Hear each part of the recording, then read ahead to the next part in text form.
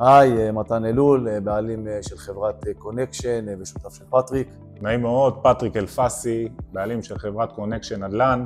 טוב, אז אני ככה באמת רוצה להגיד על המשרד של תמיר, יוסי ומיכאל, שמעבר לזה שהם חברים, אנשי מקצוע ברמה הגבוהה ביותר, הם זמינים לי בשעות לא שעות, הם נותנים לי פתרונות תמיד שאני צריך. כל שאלה, כל התייעצות, כל דבר שבאמת אני באמת צריך בדרך, אני יודע למי לפנות. הם תמיד זמינים לי, הם תמיד עונים על השאלות, מקצועיים ברמה הכי גבוהה. מהרגע שהכרנו, אני חושב שזו הייתה אהבה ממבט ראשון.